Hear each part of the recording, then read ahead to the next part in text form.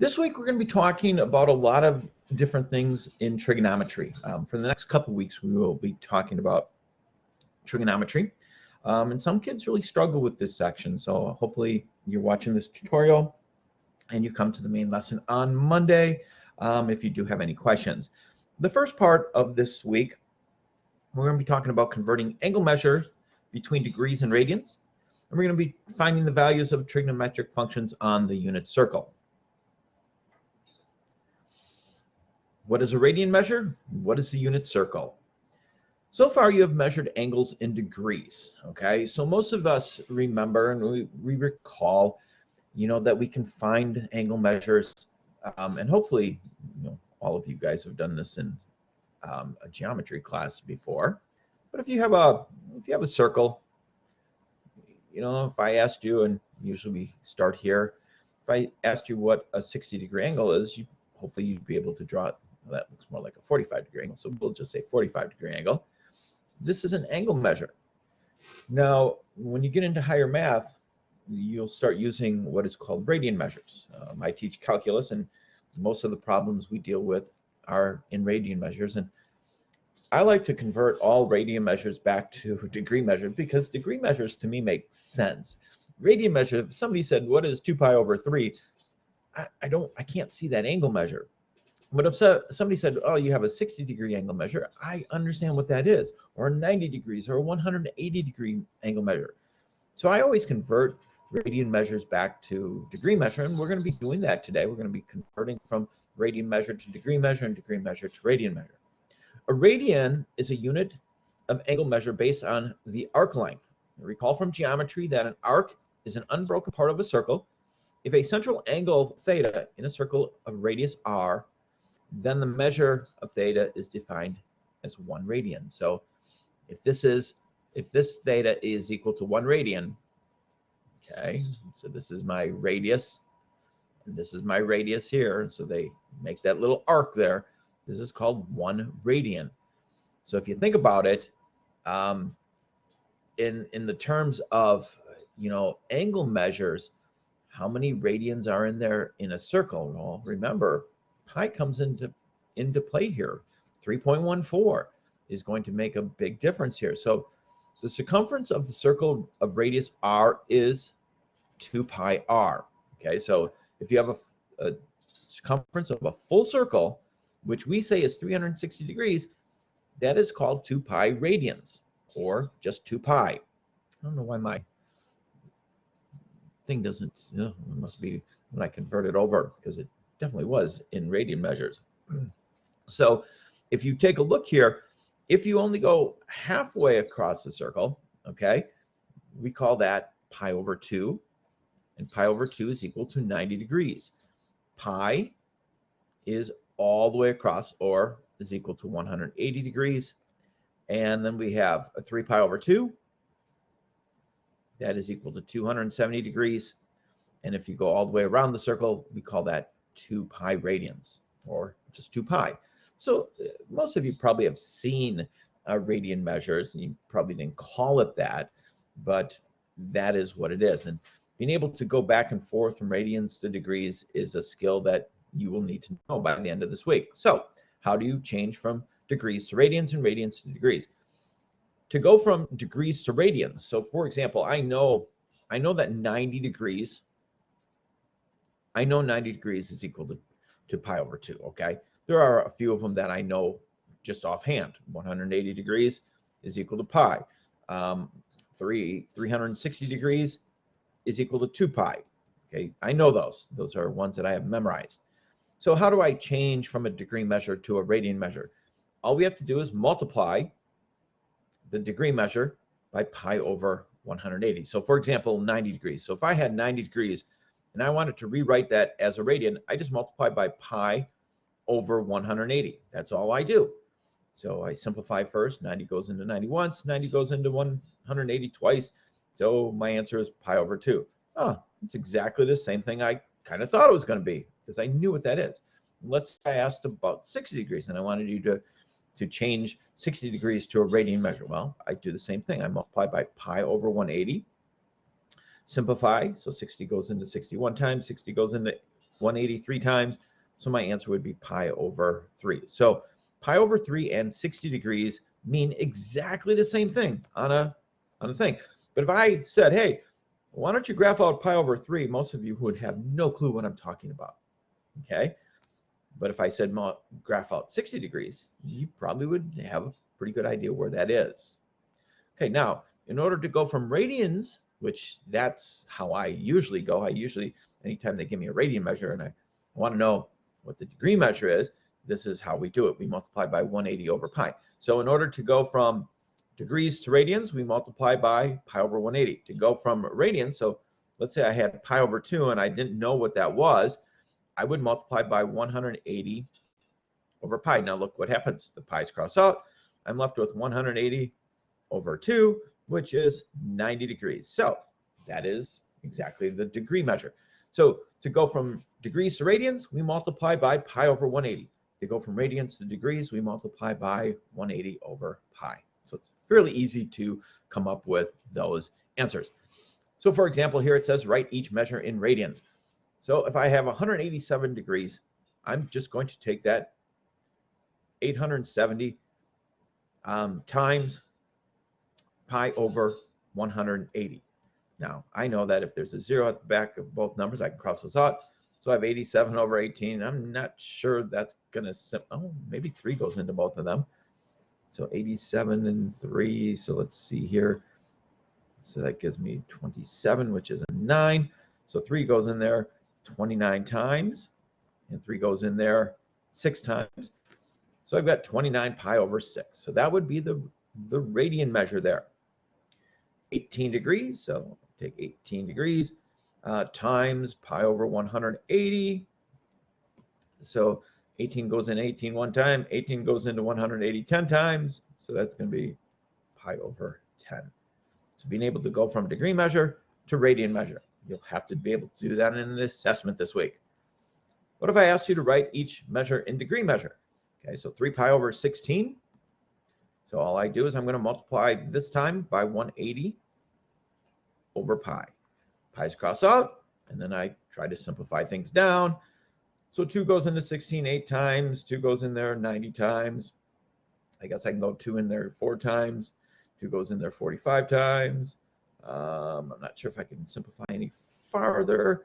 So on top I have 45 times 3, which is that 135 over 4? And I'm not even sure what that comes down to, but you can divide it out if you wanted to. I do have a calculator here. So 135 divided by 4 is equal to 33.75 degrees. Okay, so now if somebody said graph out 3 pi over 6, I'm sorry, 3 pi over 16, I wouldn't have a clue what I'm doing. But if they said graph out 33 degrees, well, I know 30 degrees is about here, so let's go a little bit more. This looks like about a 33.75 degree angle. Okay, and we're going to be talking about angles in just a little bit. Okay, so being able to go from radian measure to degree measure and degree measure to radian measure, fairly easy to do. Angle measures in radians are often not labeled with units. If an angle measure does not have a degree symbol, you can usually assume that the angle measure is a radian. Now we're going to be drawing angles in standard position. We're going to be determining the values of the trigonometric functions for an angle. Hopefully you guys remember your trigonometric functions from geometry: sine, cosine, tangent, cotangent, cosine, secant, and secant. We'll be reviewing them today. And that's all of these in here. We're going to talk about standard position, initial side, terminal side, angle of rotation, coterminal, and reference angles. A lot of vocabulary today.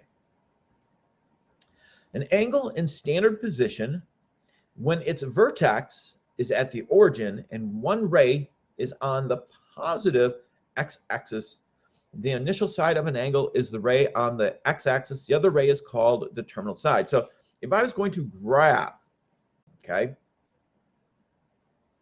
an angle, oops, make sure okay, so I've got a piece of graph paper here. So if this is called, so this is This is going to be called my initial side. And we always use this x-axis as my initial side. So this is my initial side. And then I'm going to either rotate this way, which gives me a positive angle measure, or I can rotate this way, which gives me a negative angle measure. So let's say I ask for, let's say, a 120-degree angle. I'm going to graph that out. So I know that this is 90 here, so it's going to be just a little bit farther. This ray, so this is called a ray. Hopefully you guys remember a ray. A ray has a endpoint there and it goes off. So an angle is made up of two rays with a vertex. So this is called my terminal side.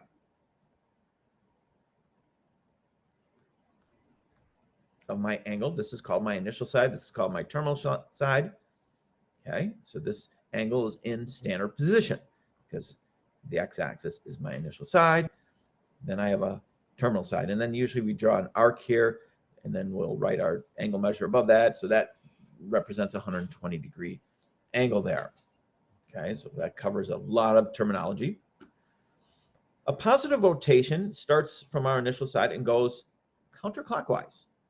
Okay, and our terminal side ends up wherever it does. And our initial, if we have a negative rotation, so if I'm going to go negative, this would be a negative 45-degree angle, and this would be my initial side and terminal side. So we can have negative angle measures. If we do have a negative angle measure, we're going backwards. We're going clockwise, which kind of is interesting. An angle of rotation is formed by rotating the terminal side and keeping the initial side in place. If the terminal side is rotated counterclockwise, the angle of rotation is positive. If the terminal side is rotated clockwise, then the angle of rotation is negative. The terminal side can be rotated more than 360 degrees. So if I wanted to do like a 390-degree angle, I'd have to go all the way around the circle and then some. Okay? So all the way around the circle is 360, so I'd have to end up going 30 degrees more. And how do we tell that we've gone more than one time around? Well, you just draw your arc all the way around and then some more. Okay, so you can do, let's say I could ask you to graph out a 1,000-degree angle. Okay, now, how would I do that? Well, I always ask myself, how many times is 360 going there?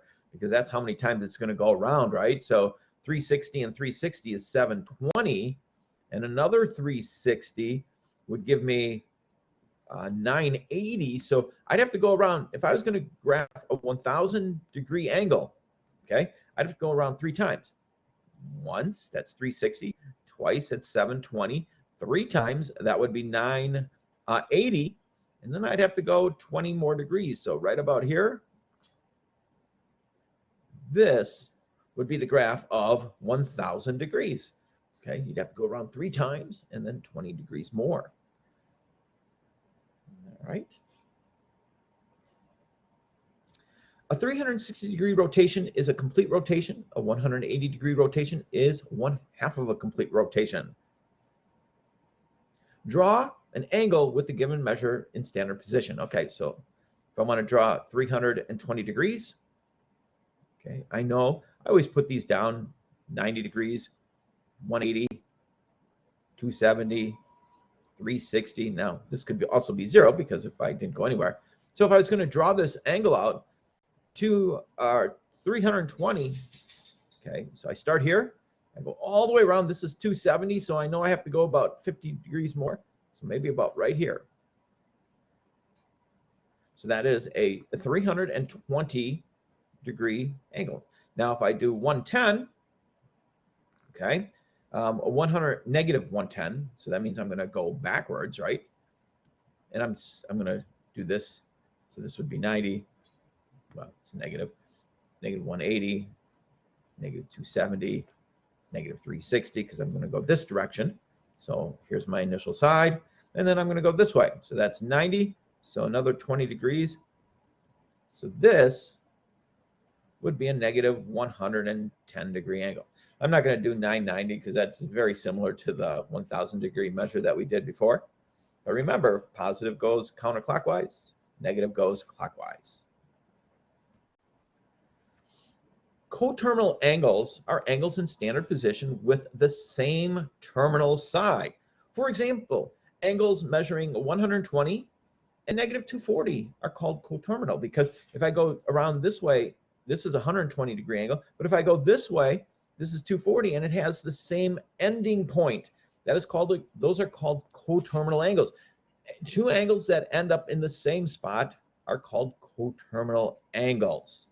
Okay, and you could have hundreds and hundreds of coterminal angles, because all you have to do is just keep going around 360 degrees more than once, give you more than one coterminal angle. So here it says, find the measures of positive angle and a negative angle that are coterminal with each. Well, I only have one problem there. So if I was going to do this problem, I'm just going to draw in a 65-degree angle. Okay, so that's 65. Now, if I wanted to find another one that's the same, that ends up in the same place, I'll do it in blue.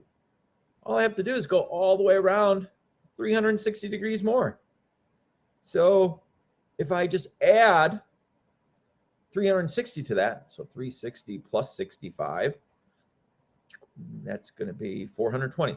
So a 420-degree angle is going to be it's going to end up in the exact same place as a 65-degree angle. So all I have to do is just add 360 degrees on. Okay, so finding coterminal angles, fairly easy to do. For an angle theta in standard position, the reference angle is this one's the most important, because we're going to be using reference angles all the time, is a positive acute angle formed by the terminal side of theta and the x-axis. You will learn how to use these reference angles to find trigonometric values.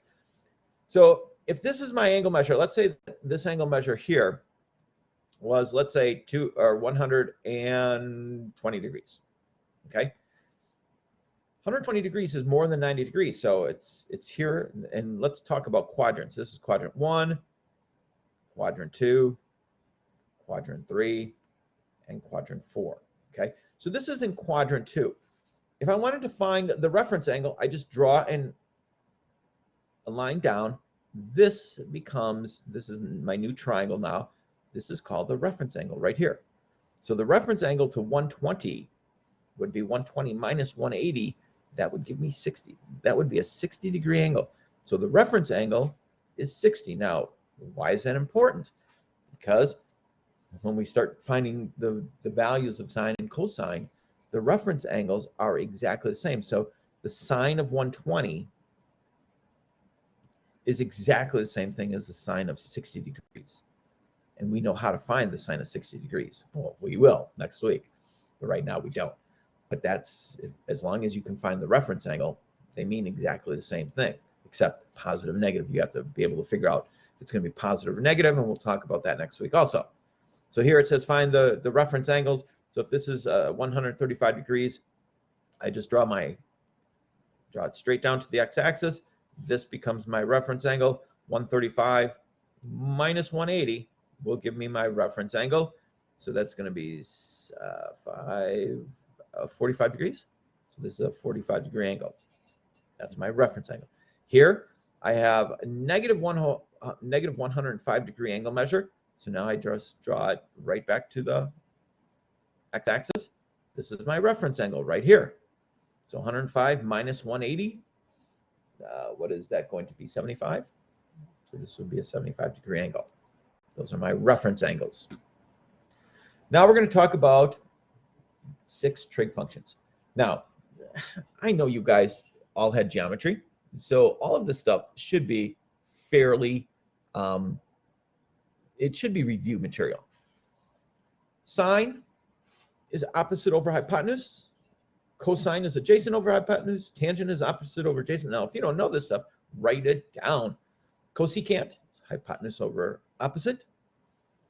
Secant is hypotenuse over adjacent, and cotangent is adjacent over hypotenuse. Okay, so these are important. Know them, or write them down so you can look at them. So if I gave you this problem, if I gave you this triangle and I said, I want you to find the sine of angle A. Well, this is angle A right here. This is angle A. So this is the opposite side. This is the adjacent side. This is the hypotenuse. Hypotenuse is always opposite the right angle. So what is the sine of angle A? opposite over hypotenuse, 3 over 5. What is the cosine of angle A? Well, cosine is adjacent over hypotenuse, so that would be 4 over 5. What is a tangent? Opposite over adjacent, so opposite, 3 over 4. Cosecant, secant, and cotangent. So you have to be able to do that for the next problem, because if you don't remember this, the next problem is going to take it to a whole nother level. All right, so here's the next problem. It's going to ask you to find the exact values of the sine, cosine, tangent of this point. Oh my goodness, how am I going to do that? All right, well, the first thing we have to do is we have to find all three sides. Okay, so let's try an example. So if this is my example and they gave me this point, okay, so I'm just going to draw it out over here. Let's say they just gave me the point -6, 9, and they want me to find all of the trig values, all 6 of the trig values that go along with that point. Well, the first thing you're going to do is you're just going to graph this point out. This is your x value. This is your y value, right? So I'm going to go over -6. I go over -6. I go up 9. So this is -6. This is 9, right? So now I have 3 sides of my triangle. I don't have this side. I do need that side. This is a hypotenuse. How do you, given 2 sides of a triangle, and I'm trying to find the third side, what do I use? I use Pythagorean theorem. A squared plus b squared is equal to c squared. C is always the hypotenuse. So I'm just going to go 6 squared plus 9 squared is equal to c squared. So 6 squared is 36. 9 squared is 81. So if I add that together, 81 plus 36, that gives me 117, I think. So C is equal to the square root of 117. Now, I could break this down. I'm not going to. I'm just going to leave it as the square root of 117 because they want exact values. So now, if I want to find, this is my angle measure here. So the sine of theta. Sine of theta is 9 over the square root of 117. Cosine. Well, cosine is adjacent over hypotenuse, so that's going to be 6 over the square root of 117. Tangent. Tangent of theta is opposite over opposite over adjacent, so 9 over 6, which I could reduce down to 3/2. And then I could find my other 3 values there. So pretty awesome problem, I think. Probably the hardest type on the assessment this week. And then it says find the exact value of the sine of 5 pi over 4. All right, now this is also another tough problem. Now, I don't know what 5 pi over 4 is. So I'm going to use a little bit of the stuff that we learned this week. I'm going to change it to a degree measure because degree measures I can deal with. So I'm going to multiply by 180 over pi. Pi's cross off. That becomes, what is that? 30, 60. Nope, that's 45. So 5 times 45.